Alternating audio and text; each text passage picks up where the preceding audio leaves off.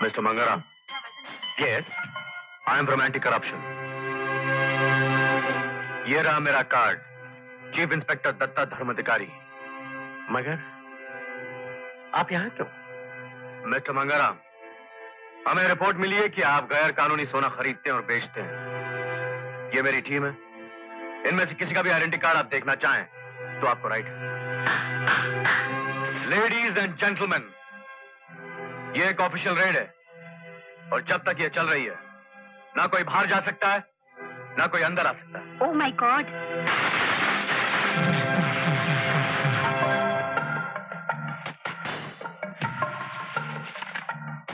ये नवंबर 90 की रसीद है, नोट करो।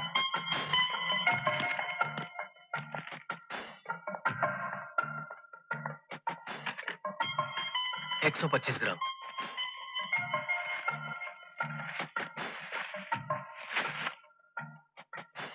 सेठ जी, आधा सोना तो गैर कानूनी है, बहुत बुरे फंस जाएंगे हम लोग। कुछ न कुछ तो करना पड़ेगा। जी सर, आप बिल्कुल इत्मीनान रखिए, काम बिल्कुल ठीक चल रहा है।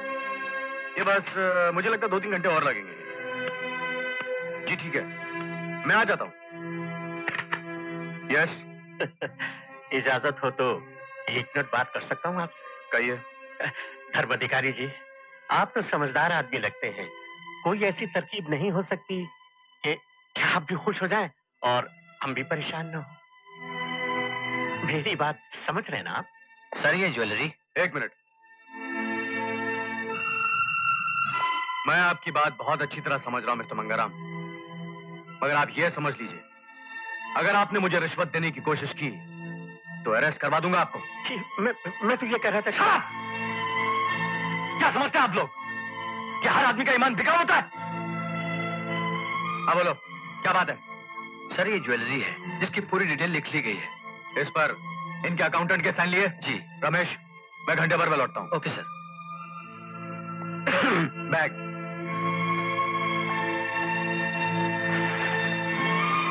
Thank you. Thank you sir.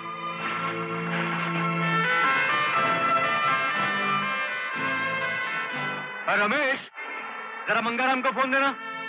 Excuse me, sir है फोन पर। किसका सर है फोन पर? नहीं, दत्ता धर्माधिकारी सर है फोन पर।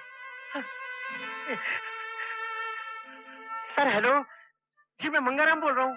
मंगू, इतनी उम्र हो गई तुम्हारी लेकिन बचपना नहीं गया। जी? अब सुनो, तुम्हें करना क्या है? उन लड़कों से कहो कि अपने अपने घर जाए, तुम दुकान पर लगाओ ताला और सीधे लपको पुलिस स्टेशन। जी? Police station? अरे दिन दहाड़े तुम्हारी दुकान लुट गई, पुलिस में रिपोर्ट नहीं लिखवाओगे क्या? लुट गया, लुट गया, लुट गया।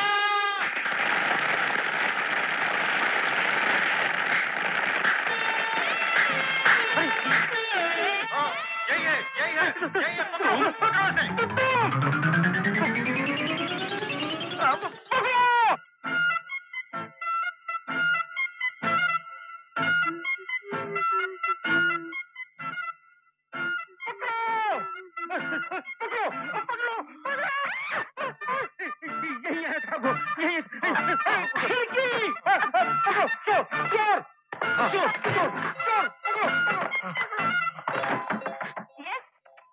Fantastic! You are super! Thank you uncle. वैसे दरवाजा खटखटाने के लिए बहुत बहुत शुक्रिया। क्या मतलब? लोगों ने इस कमरे को हाईवे बना रखा है, दौड़ते हुए आते और भागते हुए चले जाते, वो भी खिड़की से।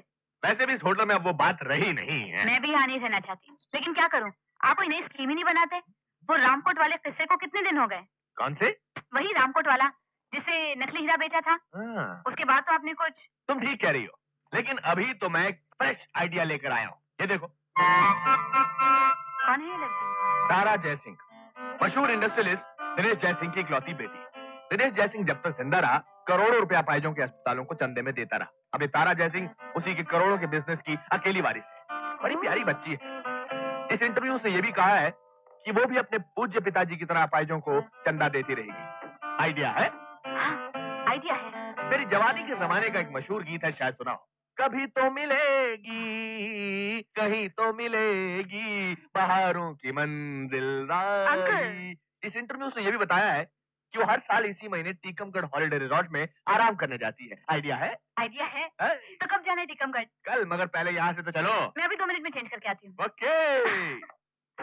लाला पहाड़ों की मन। हेलो, माफी चाहता हूँ कि मेरी वजह से लोगों ने आपके मेकअप रूम को हाईवे बना दिया। एनीवे, मेरे लिए फैसला करना मुश्किल है कि आप ज्यादा अच्छा गाती हैं या नाचती हैं, या आपकी खूबसूरती इन दोनों खूबियों से भी ज्यादा है। लवली, ये शाम मुझे याद रहेगी। क्या मैं आपकी खिड़की यूज कर सकता हूँ? Thank you.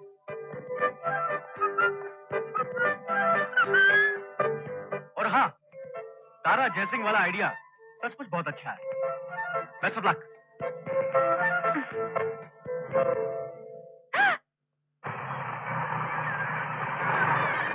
भाई अरुण, मैं तुम्हारा किस तरह शुक्रिया अदा करूं? किसी तरह भी ना कीजिए सिन्हा साहब। मैं जो भी कमाता हूं उसका एक हिस्सा इस अनाथाश्रम को देना अपना फर्ज समझता हूं। आखिर बरसों रहा हूं।